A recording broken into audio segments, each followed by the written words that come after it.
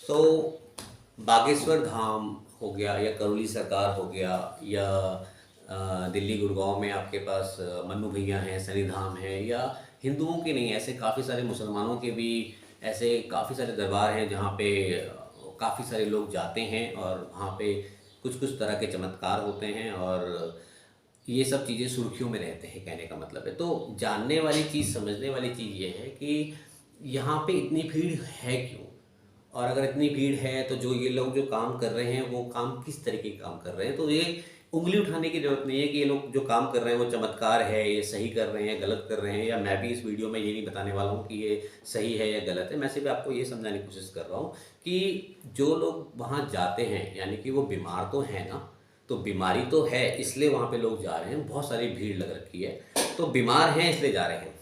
और जो इलाज कर रहे हैं, आप ये समझ लीजिए कि वो डॉक्टर हैं, तो कहीं ना कहीं डॉक्टर भी बन रहे हैं लोग, क्योंकि बीमारी है तो बीमारी है इसलिए डॉक्टर भी है। तो डॉक्टर भी अपनी जगह पे है, बीमारियां भी अपनी जगह पे है।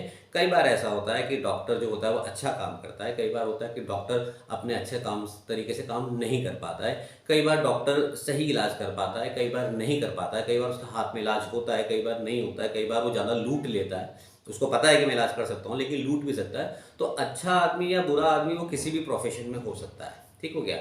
पॉइंट सिर्फ ये है कि क्या इतनी भीड़ वहाँ पे है तो वो क्यों है, तो वो समझ जाने की मैं आज आपको कोशिश कर रहा हूँ। थोड़ी सी वीडियो लंबी हो सकती है लेकिन अंत तक देखिएगा ताकि आपको सारी क्लियरिटी आ जाए। तो इन सारी चीज़ों में जो कॉमन चीज़ है वो ये कि जितने भी लोग वहाँ पे जाते हैं उन सबको भूत प्रेत और नेगेटिविटी की प्रॉब्लम होती है। और वहाँ जाकर जो लोग हैं जो बैठे हैं वहाँ पे, जिनको आप डॉक्टर समझ लीजिए, वो लोग ये दावा करते हैं कि हम इन चीज़ों को ठीक कर सकते हैं। तो अभी फिलहाल मैं उनकी बात नहीं करता हूँ, मैं ये बताता हूँ कि भूत प्रेत की जो बाधा होती है वो होती कैसे, उसको समझने की जरूरत है थोड़ा सा आपको। ठीक है, तो भूत प्रेत होता क्या है, तो भूत प्रेतों को समझने से पहले आप थोड़ा सा अपने आप को समझने की कोशिश करिए। ये जो हमारा शरीर है जो हमें दिखाई पड़ रहा है, आप ये समझ के चलिए कि ये हमारा घर है और इस घर के अंदर हम रहते हैं, जिसको हम सूक्ष्म शरीर कहते हैं। अब जब कभी भी हमारी डेथ होती है तो एक्चुअल में हमारी डेथ नहीं होती है, इस शरीर की डेथ होती है। तो जब ये शरीर मर जाता है तो इसके अंदर से सूक्ष्म शरीर आत्मा के साथ बाहर निकलता है। तो जो बाहर निकलता है वो 9 द्वारों में से निकलता है। ठीक है, हालांकि वो ब्रह्मरंध्र से निकलना चाहिए पर वो एक अलग टॉपिक है। कहने का मतलब है 9 द्वार हमारे शरीर में होते हैं, 9 द्वारों में से किसी भी एक द्वार से वो जो सूक्ष्म शरीर है वो बाहर निकल जाता है। तो आप ये समझ लीजिए कि जो सूक्ष्म शरीर नाक के रास्ते से निकल गया, किसी के मुंह के रास्ते से निकलता है, किसी के कान के रास्ते से निकलता है, तो इसका मतलब ये तो क्लियर है ना कि वो सूक्ष्म शरीर इतना छोटा, इतना बारीक होता है कि वो इन जगहों से निकल जाता है। ठीक हो गया। तो इतने बड़े शरीर के अंदर सूक्ष्म शरीर इतना सा होता है। ठीक है, तो वही सूक्ष्म शरीर है वो जो हम जिसको भूत कह देंगे बाद पे, हम उसको प्रेत कह देंगे बाद पे। क्यों? क्योंकि जीते जी उसने अपना आचरण इस तरीके से रखा, उसने अपने आप को इस तरह से इंद्रियों के भोग में रखा कि जैसे सपोज करो उसको उसको जितनी तरह की चीज़ें उसकी खाने पीने की इच्छा थी उसने उसी पे अपना ध्यान रखा, उसको सेक्स करना था उसने सेक्स पे अपना ध्यान रखा। मतलब जिस तरीके से वो अपने आप को बर्बाद कर सकता था उस तरीके से उसने अपने पूरे जीवन काल में अपने आप को बर्बाद किया। फाइनली वो मर गया। मरने के बाद जब उसका सूक्ष्म शरीर बाहर जाता है तो अपने साथ अपने सारे वही संस्कार लेके जाता है जो संस्कार उसने जिए थे। अब उसका मन अभी भी क्या है, उन्हीं संस्कारों में फंसा हुआ है, लेकिन उन चीजों को वो भोग नहीं सकता क्योंकि भोगने के लिए जो शरीर चाहिए था वो शरीर अब उसके पास है नहीं। फॉर एग्जाम्पल, वो शराबी था अपने टाइम पे, उसको शराब पीनी थी, लेकिन अब शराब पीने के लिए उसके पास शरीर नहीं है। उसको मीट खानी थी, मीट खाने के लिए अब उसके पास शरीर नहीं है। उसको सेक्स करना था, सेक्स करने के लिए अब उसके पास शरीर नहीं है। तो ऐसे केस में वो सूक्ष्म शरीर जो होगा वो दूसरों पे अटैक करेगा। जैसे आपने सुना होगा कई बार कि जब नई नई दूल्हा दुल्हन होती हैं, जब उनके हल्दी हाथ वगैरह होता है तो उनसे कहा जाता है कि भाई अब आप घर से बाहर मत निकलो।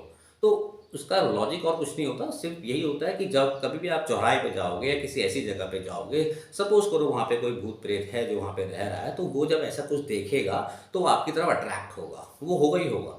ठीक हो गया। जो भी भूत प्रेत बनते हैं वो होते ही इस तरीके के हैं, मतलब उन्होंने अपने जीवन काल में इस तरह के संस्कार उनके रहे होंगे, इसीलिए वो भूत प्रेत बने। तो जितने भी भूत प्रेत होंगे वो सब के सब इसी गंदगी से निकलते हुए रहते हैं। तो उनको अपने आप को अपने पुराने सारी चीज़ें भोगने के लिए क्योंकि शरीर चाहिए होता है, तो इसलिए वो आप लोगों पे अटैक करते हैं। अब सवाल ये होता है कि वो किस पे अटैक करते हैं, किस पे नहीं करते हैं, किस पे अटैक करके वो कामयाब हो जाते हैं, किस पे अटैक करके वो कामयाब नहीं होते।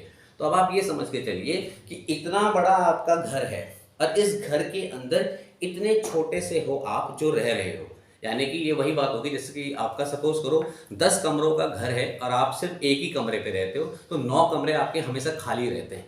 तो 9 कमरे जब आपके हमेशा खाली हैं तो उन कमरों में अगर कोई घुस भी जाएगा तो आपको पता भी नहीं चलेगा। ठीक हो गया। तो ठीक उसी तरीके से आपके शरीर के अंदर भी वो भूत प्रेत जो होगा, जो सूक्ष्म शरीर है इतना छोटा सा, वो कान के रास्ते, नाक के रास्ते या किसी भी रास्ते से वो आपके शरीर पे आ जाएगा, वो आपके घुटने में बैठ जाएगा, वो आपके कंधे पे बैठ जाएगा, वो आपके सर पे बैठ जाएगा। अब सपोज करो कि वो आपके घुटने में बैठा, तो अगर वो घुटने में बैठेगा तो कुछ टाइम के बाद आपको घुटनों में दर्द होने लगेगा। आप जाओगे डॉक्टर के पास, बोलोगे मेरे घुटनों में दर्द हो रहा है, डॉक्टर घुटने का इलाज करने लगेगा, तब तक वो जाके आपके कमर में बैठ जाएगा।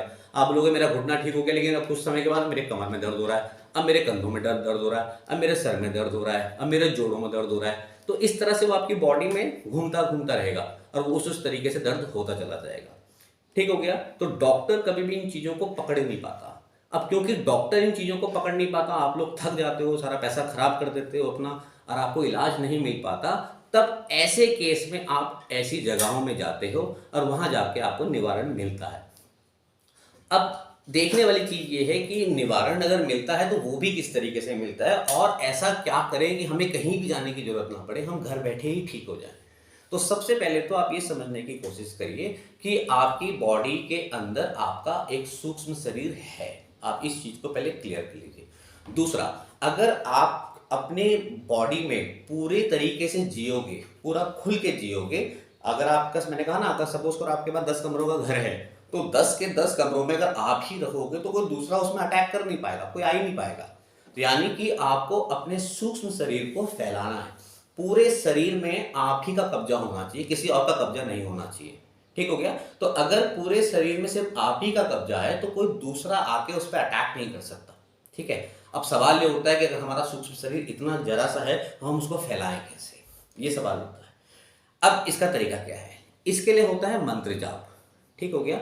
जैसे मैंने पिछली वीडियो में बताया था आपको मंत्र जाप की इंपॉर्टेंस क्या है, या जैसे आपने देखा होगा कि कई लोग माला जपते रहते हैं या कृष्ण कृष्ण राधे राधे के गाने गाते रहते हैं, है ना, वो सब भक्ति योग के लोग हैं।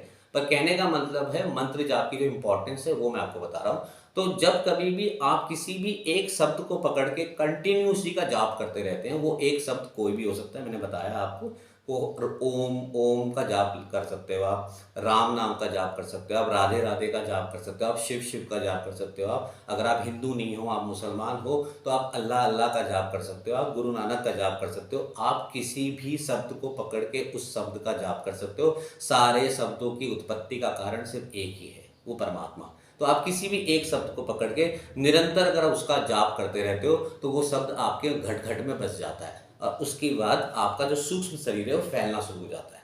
अब फॉर एग्जाम्पल, जो मेरी ये वीडियो देख रहे हैं, अब आप चेक करना चाहते हैं कि आपके अंदर नेगेटिविटी है या नहीं, आपके अंदर भूत प्रेत की बाधा है या नहीं है। ठीक हो गया। तो कैसे कर सकते हैं? आपको कुछ नहीं करना। आपको सपोज करो आप दिया बत्ती करते हैं या आप दिया बत्ती नहीं भी करते हैं, अगर आप हिंदू हैं, मुसलमान हैं, या आप आस्तिक हैं, नास्तिक हैं, जो भी हैं, लेकिन आप मेरी वीडियो देख रहे हैं और आप चेक करना चाहते हैं कि यार मैं वाकई में ही नेगेटिविटी मेरे अंदर है या नहीं, तो कुछ नहीं करना। आपको अपनी आंखें बंद करनी है, शांति से बैठना है कमर सीधी करके, और अपने आप को टारगेट देना कि कम से कम 10 से 15 मिनट तक मैं बैठा रहूँगा और किसी भी एक शब्द को पकड़ के, जिस शब्द को भी आप मानते हो, जिस भगवान को भी आप मानते हो, उस भगवान को मान के, जैसे मैं अगर अपनी बात करूँ तो मेरा जो बीज मंत्र है वो है ओम नमः शिवाय ओम। तो आप इसी शब्द का इस्तेमाल कर सकते हो। तो आप ऐसे बैठो और बोलो ओम नमः शिवाय ओम, ओम नमः शिवाय ओम। तो ये जाप अगर आप कंटिन्यू कर रहे हो और 10 मिनट तक करते करते आप ये महसूस करना कि अगर आपके अंदर नेगेटिविटी है तो आप 10 मिनट तक बैठ ही नहीं पाओगे। आपके कंधों में दर्द होने लग जाएगा, आपके सर में दर्द होने लग जाएगा। कहने का मतलब है कि जो नेगेटिविटी आपके अंदर है, जो भूत प्रेत आपके अंदर होगा, उसको दिक्कत होनी शुरू हो जाएगी इस शब्द से। तो क्योंकि उसको दिक्कत होनी शुरू हो जाएगी तो वो आपको दिक्कत देगा, वो आपको दर्द करेगा, सर पे दर्द करेगा, कंधे पे दर्द करेगा, जिस जगह पे वो बैठा है वो इस जगह पे दर्द करेगा, और इस तरीके से करेगा कि आप जल्दी से जल्दी उठो, क्योंकि उसको परेशानी होने लगी है। तो वो आपको दिल से वहाँ से उठा देगा। ठीक हो गया। दूसरा ये भी हो सकता है कि आपको अच्छा लगने लगे, आप मंत्र जाप कर रहे हो और आपको कोई दिक्कत परेशानी हो ही नहीं रही, आपको अच्छा लग रहा है, इसका मतलब सब ठीक है, सब पॉजिटिविटी है, कोई दिक्कत है नहीं। तो इस तरीके से मंत्र जाप अगर आप करते हैं और आप इन केस कोई नेगेटिविटी नहीं है, आप ठीक हैं, तो बहुत अच्छी बात हो गई। और इसी तरह से मंत्र जाप करते करते अगर आप करेंगे तो आपका सूक्ष्म शरीर धीरे धीरे करके फैलना लगेगा। तो वो फैलते फैलते फैलते फैलते पूरी की पूरी बॉडी में आपका ही राज होगा, कोई दूसरा उस पर अटैक नहीं कर सकता। और अगर आप इसी मंत्र जाप को बहुत लंबे टाइम तक करते रहते हो तो सूक्ष्म शरीर का ना कोई सीमा नहीं है, मतलब वो छोटा से छोटा होते होते कण के बराबर भी हो सकता है और बड़े से बड़े होते होते होते होते पूरे ब्रह्मांड को भी अपने अंदर लेके चल सकता है। समझ में आ रहा है? जैसे आपने सुना होगा कई कहानियों में, जैसे हनुमान जी जो थे वो कितने भी बड़े हो सकते थे और कितने भी छोटे हो सकते थे, क्योंकि उन पर वो सिद्धि थी कि वो अपने शरीर और अपने सूक्ष्म शरीर को एक बना लेते थे और उसके बाद वो कितने भी विशाल हो सकते थे राम का नाम लेके और कितने भी छोटे हो सकते थे। ठीक है, तो वो उनके पास सिद्धि थी कि वो अपने सूक्ष्म शरीर और अपने फिजिकल बॉडी उन दोनों को एक कर लेते थे। तो चलो उतनी सिद्धियां अगर हमारे पास नहीं भी हैं, पर हमारा पास हमारा सूक्ष्म शरीर तो है ना। तो उस शब्द को निरंतर अगर आप बोलते रहते हो तो वो आपका फैलते फैलते पूरी बॉडी पे आ जाता है और उसके बाद अगर आप देखोगे तो वो आपके शरीर से बाहर भी आ जाता है। जैसे कई संतों को अगर आप देखोगे, हालांकि हमारी आंखों से वो नजर नहीं आता, लेकिन एक चारों तरफ एक ऑरा बन जाता है व्हाइट कलर का। ठीक है, तो वो जो ऑरा है वो और कुछ नहीं है, वो हमारा ही सूक्ष्म शरीर है। तो हमारा सूक्ष्म शरीर जो हमारे अंदर एक कण बराबर है, मंत्र जाप करने से वो फैलते फैलते फैलते फैलते हमारे शरीर से भी बाहर आ जाता है, एक ऑरा बना देता है। तो ऐसे केस में कोई भी भूत प्रेत किसी भी तरह की कोई भी दिक्कत आपको हो ही नहीं सकती। तो इस तरीके से अगर आप करते हैं तो ठीक हो गया। तो आप ये लेके चलिए कि जितने भी वहाँ पे लोग जा रखे हैं, जितने भी भीड़ भड़ाका वहाँ पे लग रखा है, ये सब वो लोग हैं जिनको इस तरह की दिक्कत परेशानियाँ होती हैं। और जो वो धाम चला रहे हैं, ये वो उनके दावे होते हैं कि वो इन दिक्कतों को ठीक कर सकते हैं। पर मैं ये कह रहा हूँ, अगर आप कहीं नहीं जाना चाहते, आप घर बैठे ठीक होना चाहते हो, तो किसी भी एक मंत्र को पकड़िए। जैसे कि मेरा बीज मंत्र है ओम नमः शिवाय ओम। आप इस मंत्र को पकड़ के कंटिन्यू अगर आप इसी का जाप करते रहेंगे तो आपको इस तरह की कोई भी दिक्कत परेशानी नहीं होगी। धन्यवाद।